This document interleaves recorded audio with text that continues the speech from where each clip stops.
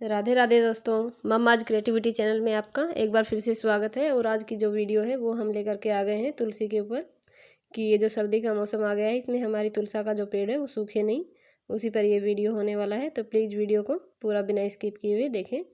आज हम इसके बारे में बात करने वाले हैं। तो सबसे पहले हमें ध्यान देना होगा कि सर्दी के मौसम में ध्यान रखें कि तुलसी के पौधे में ज़्यादा पानी हम बिल्कुल भी ना दें, चाहे पौधा आपने गमले में लगाया है और चाहे मिट्टी में।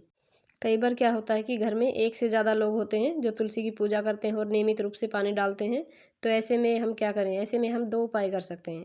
पहला तो हम ये कर सकते हैं कि जितने भी लोग पानी डालने वाले हैं तुलसा में डेली में, वो लोग क्या कर सकते हैं कि एक ही लोटे से जल दें। जल देने का मतलब है कि एक लोटे में हम पानी डालें और जितने भी लोग हैं वो सब हाथ लगा करके उसमें अगर जल डालते हैं तो उन सब की पूजा मानी जाती है। और दूसरा हम क्या कर सकते हैं कि बड़े लोटे की जगह छोटा लोटा यूज करें, वो भी हम कर सकते हैं। अगर हम एक साथ पूजा नहीं कर पाते हैं, कोई भी तरीके से आप ये एक तरीका अपना सकते हैं। या तो साथ में पूजा करें या फिर आप अलग अलग लोटे से देना चाहते हैं तो बिल्कुल छोटे वाला लोटा यूज मिले ताकि पानी कम लगे। और उसके बाद आती है कि जब भी आप तुलसी के पौधे की रख रखाव की बात आती है तो जो सूखी हुई जो टहनियाँ होती हैं, कई बार होता है कि पूरा हरा भरा पौधा है और उसमें से कई बार एक दो टहनियाँ सूख जाती हैं। तो उनका जितनी जब भी आपको ध्यान में आए कि हाँ ये टहनी हमारी सूख चुकी है, उसको उसी समय हटा दें। क्योंकि होता क्या है कि जो सूखी हुई टहनियाँ होती हैं उसके संपर्क में आने से दूसरी जो ग्रीन वाली जो होती हैं, हरी वाली हरी भरी, उन पे भी उनका असर आता है। तो जो सूखी हुई पत्तियाँ हैं उनको या फिर टहनियाँ हैं उनको जल्दी से जल्दी हटा दें। और उसके बाद आता है जो नीचे का जो पोर्शन होता है, जैसे तुलसी का पौधा होता है, ऊपर वाली नहीं, जो सबसे नीचे ज़मीन की तरफ जो नीचे वाला भाग होता है उसमें जब नई ब्रांचेज निकल आती हैं तो उनको कोशिश करें कि उनको भी हटा दें ताकि ऊपर से जो पौधा है वो बिल्कुल हरा भरा और स्वस्थ रहे। ये हम दूसरा उपाय कर सकते हैं। और उसके बाद आता है अगला उपाय, जो कि हम बताएंगे उसकी बीमारियों के बारे में। कई बार क्या होता है कि सर्दी के मौसम में जो पौधे होते हैं उन्हें सभी प्रकार के पौधे भी हो जाता है वैसे तो फंगस, जैसे वाइट टाइप का या कुछ चिपचिपा सा कुछ ऐसा कुछ हो जाता है जो कि पत्तों पर और टहनियों पर फैल जाता है और जिससे जो हमारी जो तुलसी है उसका सूखने का डर रहता है। तो वैसे में आप प्लीज़ अगर आपने पूजा के लिए पौधे को लगाया है तो उसमें कोई भी केमिकल यूज ना करें, वो हमारे शास्त्र के खिलाफ है। और अगर आपने औषधि के रूप में इसको लगाया है तो भी आप इसको रहने ही दें तो अच्छा होगा। कोई भी केमिकल इसमें यूज करने की ज़रूरत नहीं है। उसकी जगह आप क्या कर सकते हैं, उसकी जगह अगर कुछ भी फंगस उसमें लगा हुआ है तो आप उसमें हल्दी का यूज कर सकते हैं। हल्दी बहुत ही एंटीबायोटिक का काम करती है और उसको जो भी फंगस होगा उसको हटाने में बहुत अच्छी कारगर साबित होगी। दूसरा हम कर सकते हैं कि नीम की पत्तियों को उबाल करके पानी में और उसमें से छान ले उसको, और पानी को थोड़ा सा नॉर्मल टेम्परेचर पे करके उसमें अच्छे से छिड़काव कर दे पूरे में, स्प्रे टाइप में, कि पत्तों पे और टहनियों पे हर जगह पे वो छिड़काव हो जाएगा। तो उससे भी फंगस में बहुत ज़्यादा आराम मिलता है और वो तुलसी का पौधा हमेशा स्वस्थ रहता है। तो आप इस प्रकार के घरेलू उपाय करके ही कोशिश करें कि पौधे को स्वस्थ रखें, उसमें कोई भी केमिकल यूज में ना लें। और एक इसमें मार्केट में आता है नीम ऑयल के नाम से एक ऑयल आता है, वो भी आप इसमें यूज में ले सकते हैं।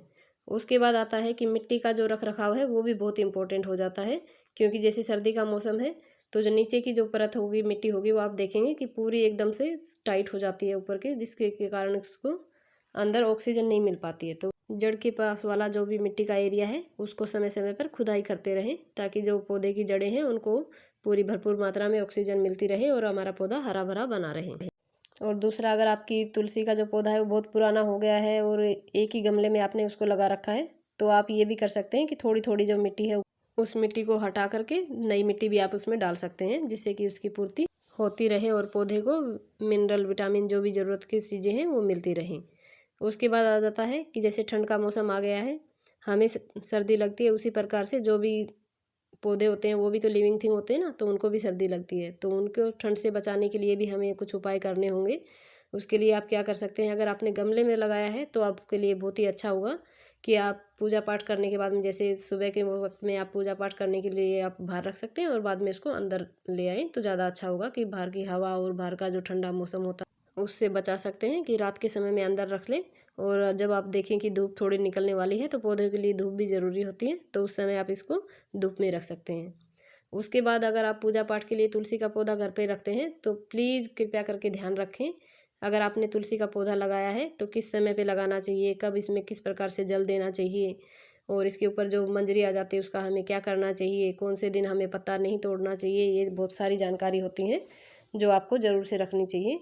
और अगर आप चाहते हैं कि मेरे थ्रू आपको ये जानकारी मिले तो प्लीज़ चैनल को सब्सक्राइब कर लें ताकि आने वाली हर हर एक जानकारी आपको मिलती रहे कि किस टाइप की हमें बत्ती जलानी चाहिए और कैसे क्या करना चाहिए। और उसके बाद सबसे इम्पोर्टेंट वाला पार्ट आ जाता है, जो कि है मंजरी। मंजरी यानी कि बीज जो तुलसी के ऊपर आते हैं, उन्हें प्लीज़ कृपया करके हटा दें, क्योंकि अगर वो तुलसी के जो बीज हैं वो उसके ऊपर रहेंगे तो हमारी जो तुलसी की जो ताकत है वो उनको ग्रीन करने में लग जाती है। तो प्लीज़ उनको हटा दें। और उससे दूसरा नुकसान क्या होता है कि उसमें कीड़ियाँ लगने का डर रहता है, जिससे हमारा पौधा ख़राब हो सकता है। तो प्लीज़ उन्हें टाइम से हटा दें। और अगर वीडियो पसंद आई तो प्लीज़ लाइक करें, शेयर करें, और चैनल पे नए हैं तो प्लीज़ मेरे चैनल को सब्सक्राइब करना बिल्कुल ना भूलें। तो चलिए अब थोड़ी सी इसकी जानकारी के बारे में हम बात कर लेते हैं।